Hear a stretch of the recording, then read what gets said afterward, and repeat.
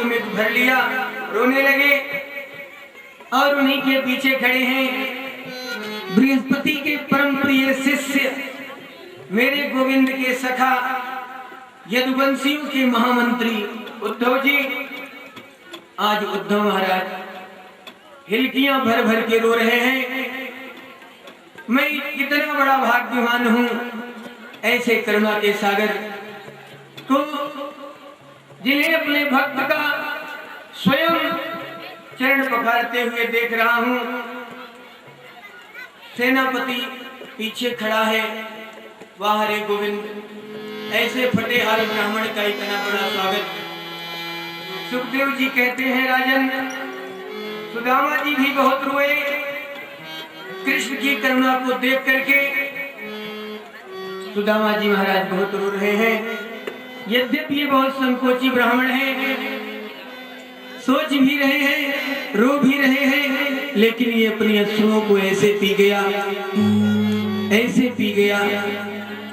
इतनी आसानी से सुदामा जी ने अपनी सौभाग्यवती हो, इस तरीके से जब 8 पत्नियां प्रणाम करके चली गईं, सुदामा जी ने पूछा, लाला अभी और कितनी है? ये सब अपनी ही है या पड़ोसी की भी आ गई हैं? बोले नहीं भैया, सब अपनी ही है। बोले कि इस तरीके से अगर ये प्रणाम करती रही और मैं कर लो, मैं तुम्ही को आशीर्वाद दे देता हूँ। आज देखिए, एक भारत का ऋषि भगवान को भी आशीर्वाद दे सकता है। तो चावल की पोटली को खींच लिया है और 2 मुट्ठी चावल निकाल करके उसमें से बड़े प्यार से पा गए हैं। तीसरा पाने को चल रहे थे, माता रुक्मिणी ने आकर के हाथ पकड़ लिया और कहा कि प्रभु, आप भी सुदामा जैसे बनना चाहते हैं। 2 लोग तो आपने ऐसे ही नगरी में पहुंचते हैं। सूचना मिली तो स्वागत की आरती आई है, लेकिन सुदामा जी को ये सब अच्छा नहीं लगा, क्योंकि उन्हें तो धन चाहिए। मंदिर ही बनवाया। आज जय हो तुम्हारी बाके बिहारी, जय हो तुम्हारी।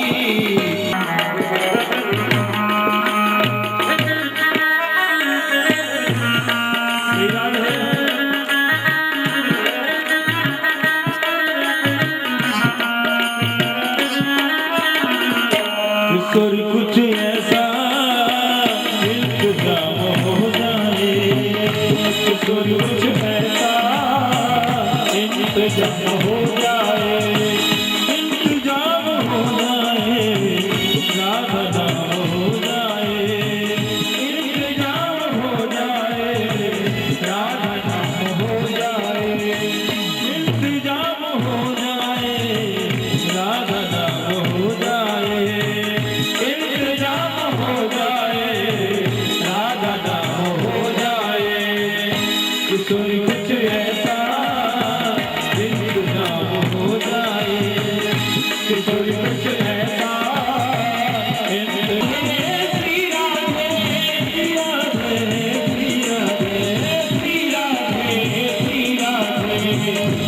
कुछ ऐसा इंतजाम हो जाए, कुछ ऐसा इंतजाम हो जाए, इंतजाम हो जाए, राधा नाम हो जाए, इंतजाम हो जाए, राधा नाम हो जाए। किशोर कुछ ऐसा इंतजाम हो जाए, किशोर कुछ ऐसा इंतजाम हो जाए।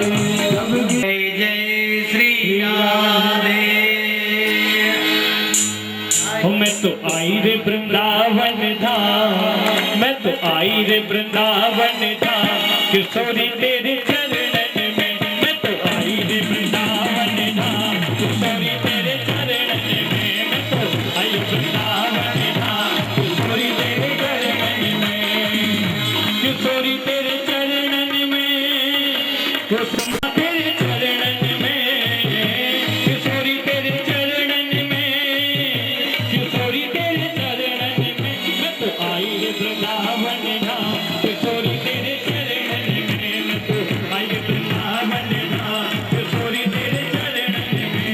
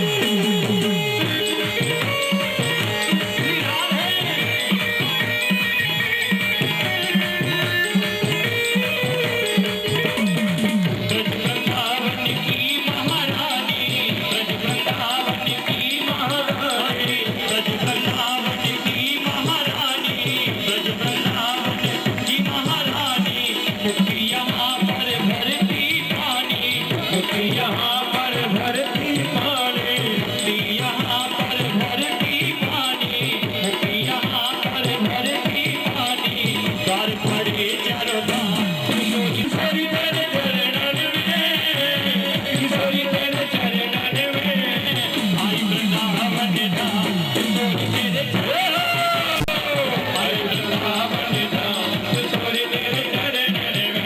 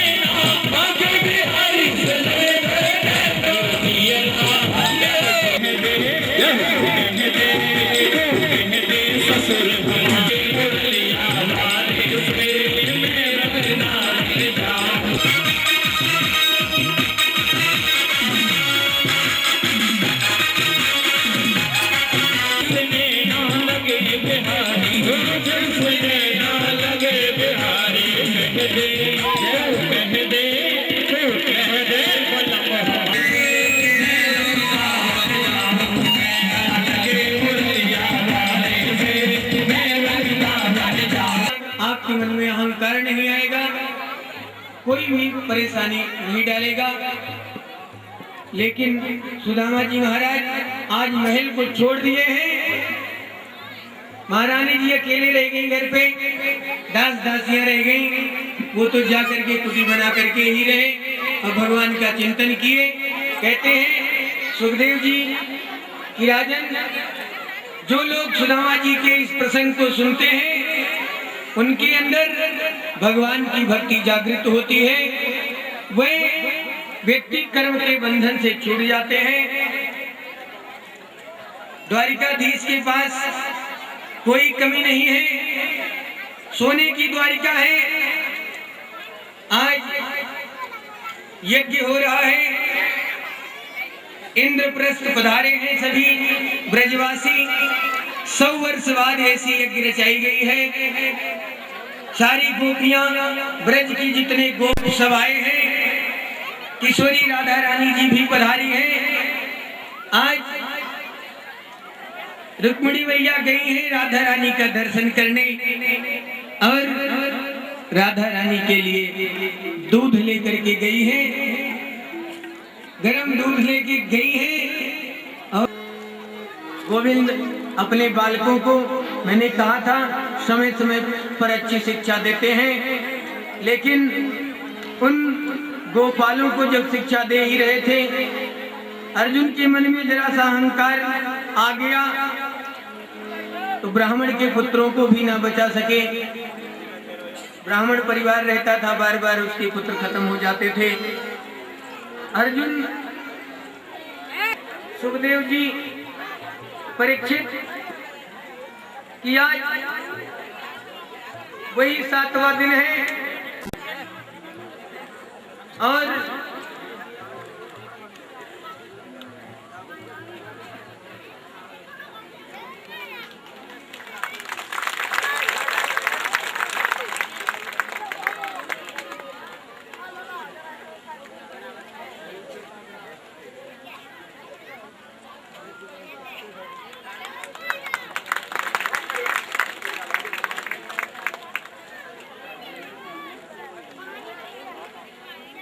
डस लेगा और परीक्षित की मौत हो जाएगी। राजन, आज वो 7वां दिन है। 7 दिन पहले तुमने सर्वस्व छोड़ दिया और वन को चले आए, बट वृक्ष के नीचे बैठ गए। हजारों संत यहाँ पर पधारे और भगवान को प्रश्न किए और मैंने आपके सैकड़ों प्रश्नों का आंसर दिया। परीक्षित महाराज, आज हम आपसे एक प्रश्न करते हैं। प्रश्न किया कि क्या आप मरोगे? परीक्षित जी ने कहा कि ना मैं आत्मा हूँ, मैं शरीर नहीं हूँ। अब बताइए वो महाकाश कहाँ चला गया? जैसे सपने में कोई सिर काट दे तो जागने पर हंसी आती है कि नहीं नहीं ये तो स्वप्न था, वैसे परीक्षित जी ये संसार तो एक स्वप्न है। ना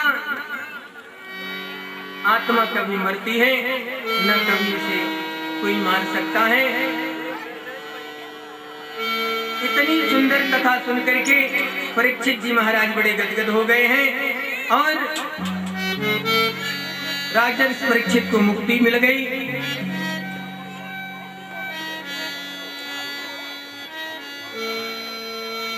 जन्मेजय जो उनके पुत्र हैं, उन्होंने सर्प यज्ञ किया है। बहुत सारे सर्प जल करके उस यज्ञ में भस्म हो गए हैं। तक्षक भी आया है उसमें जलने के लिए परीक्षित को डसने के बाद, लेकिन बृहस्पति जी ने जन्मेजय को आदेश दिया कि रोक दिया जाए, यज्ञ बंद कर दी जाए। यज्ञ को रुकवाया है। इस प्रकार से शौनकाद ऋषियों ने सूत जी से कहा था कि एक बार मार्कंडेय ऋषि को प्रलयंकारी दृश्य देखने की अभिलाषा हुई थी, तो उन्होंने भगवान की बड़ी तपस्या करी थी। भगवान ने उनको प्रलयंकारी दृश्य दिखाया था। सारी पृथ्वी डूब गई थी।